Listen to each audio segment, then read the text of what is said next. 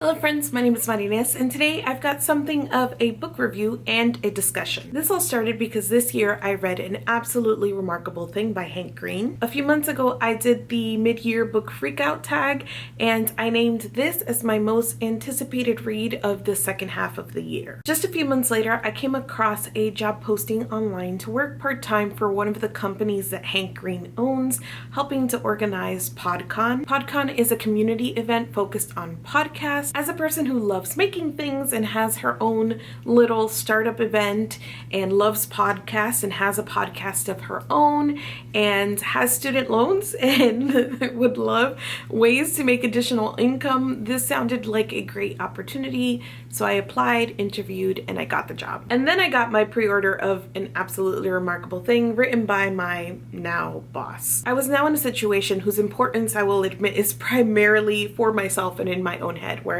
if I read the book and I didn't like it, I would be hesitant to put negative reviews of it online. Not out of fear for my job or anything like that, but because it would be weird. Alternatively, if I read it and liked it and I put positive reviews of it, then there would be that fuzziness around it of whether I'm talking good about it only because I work for this company now. Some of this discussion cropped up a little earlier this year, I believe, when Sasha Alsberg, who makes booktube videos, co-wrote a book, Zenith. And as people started receiving and reading the book, there was a little bit of huffiness in the community about reviewing the book. And I saw it coming from both sides, where reviews that were too negative were coming from haters, or were that negative specifically because the book was written by Sasha. Alternatively, the reviews that were too positive were coming from her friends and were only that positive because the book was written by Sasha. Interestingly enough, there were even some people who were upset that people closest to Sasha and big names in the community were saying nothing at all. So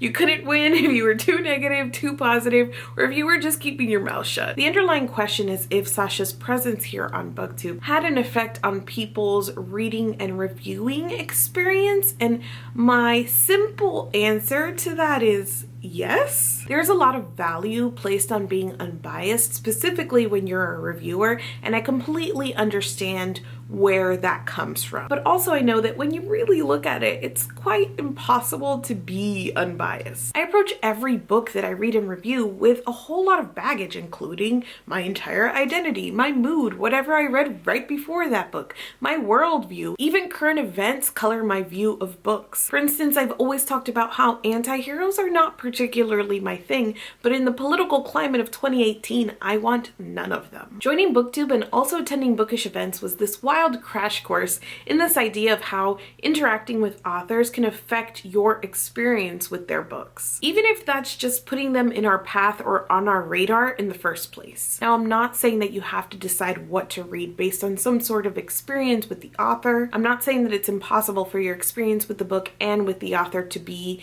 at odds. I'm not saying that it's impossible to dislike something from someone you know well or to love something from someone you don't know at all. I'm just trying to make the point that an interaction with an author becomes part of the baggage that I carry to a story that I read. I think as booktubers, and as booktube continues to grow and gain visibility and our friends continue to get book deals, we'll only have to continue to learn how to navigate these waters and really balance honesty and transparency and grace and professionalism. And I think that for ourselves and for our audience, it's worth it to consider that to do things with professionalism doesn't mean to do them dishonestly. And back to this, I read it and I really, really liked it. And so I decided that the best way to approach this review would be with transparency. I'm not entirely sure what I would have done had I read this and disliked this, but I avoided that situation because this book is good. In An Absolutely Remarkable Thing, giant sculptures mysteriously appear overnight all over the world. 23-year-old April May is walking home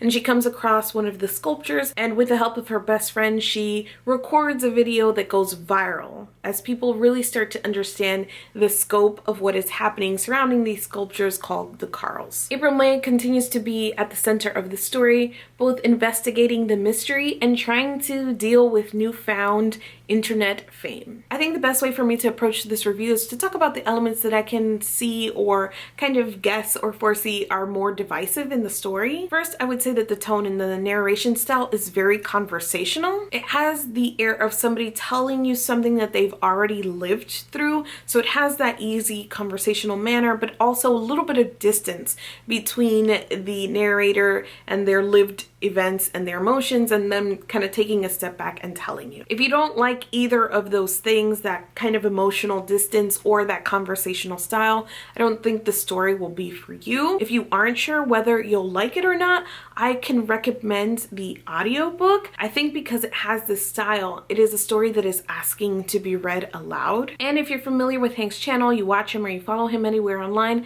I think listening to it is a great way to put a little bit of distance between Hank's voice as an author and April May's voice as the narrator. I personally enjoyed that in the story that is about recentering yourself and your identity in the midst of this like global event and an online presence, the story was told in such an easy and conversational way. Second, I think that how you view and receive the mysteries of the Carls will affect your enjoyment of the story overall. I was invested in that I wanted to know what they were, but I was really there for April May and for her arc as a character and for all of her thinky thoughts about fame and power. The Carl thing is interesting, especially as a backdrop to the story, but it's not particularly fast in terms of reveals, and it's not particularly complex in terms of payoff. This is also the first in a series, and it doesn't end in a way that answers all or many of our questions. I also think that what you learn about the Carls in this book is pretty telegraphed. Like, you see it coming. It's not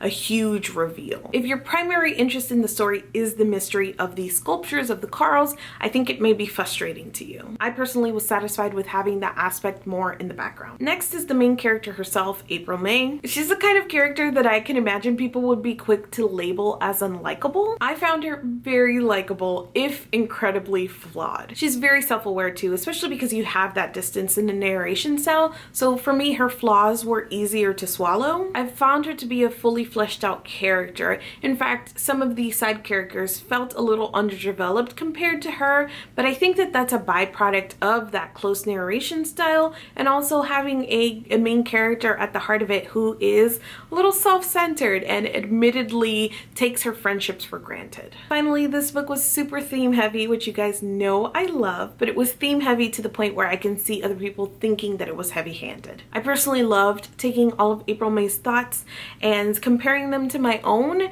and comparing them to my admittedly scaled down experience of existing online. It's introspective and coming of agey, which again are some of my favorite things, and it revolves around themes that I've had conversations about with friends and online, but that I've rarely seen discussed in books. Fame, having a platform, and power dynamics alongside those age-old themes of humanity and messing up a lot. Since finishing this book, I've had to stop myself from rereading it again, specifically with an eye towards picking up all that is said about power dynamics. I'm excited to read more about April May and the mystery of the Carls, and I ended up giving this 4 out of 5 stars. I figured I would just end this with 2 other books that are on my TBR, specifically because of positive interactions with the authors. The first is Truthwitch by Susan Denard. I tried reading this around the time that it came out and was getting a lot of buzz here on BookTube, but it opens in a very fast and very stressful way, so I put it down, and then after that my brain, when it was thinking about picking it back up, it was like, no, I mean, do you want to be stressed? I met Susan at YALLFest a couple of years ago at an author event,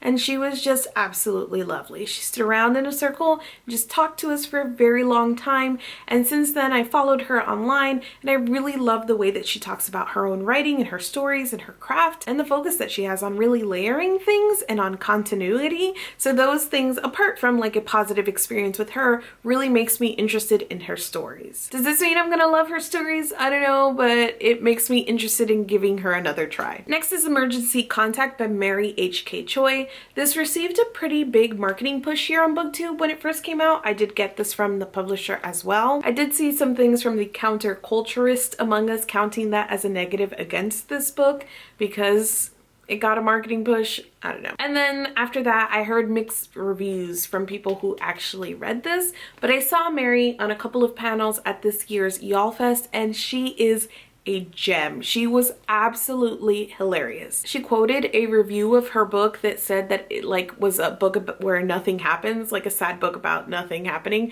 And she was like, yeah, that's basically true.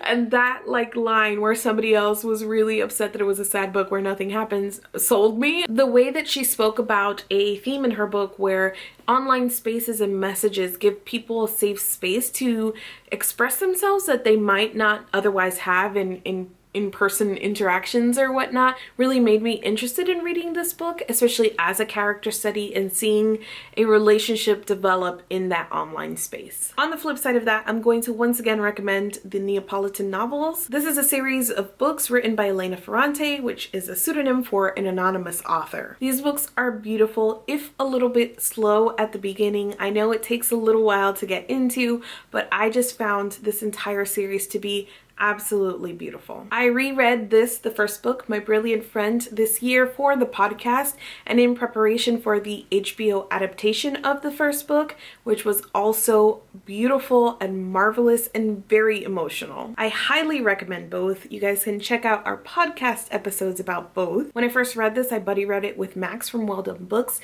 and we talked a lot about the author being anonymous and how we didn't have that access to her or any basis or bias coming into the story because she was anonymous. It really takes the idea of a story standing on its own to another level. And I also like that people just won't let it be. Like, people have like tried to out her or give her identity because just letting the story exist detached from an author is like beyond some people, I suppose. We covered a lot in this video, but I'm super excited to talk to all of you about author bias down in the comments. Let me know if it's ever happened to you where an interaction with an author has colored or changed your experience with the story, whether that's picking it up, not picking it up, or something that you found in the text reflecting your interaction with the author. Let's also talk about this booktube thing, about how we can talk about, rate, review, read the books by people that we have personal connections to. Thank you so much for watching this video, and I will see you guys soon. Because this year I read An Absolutely Remarkable Thing by Choi, and the focus that she has on really layering things and on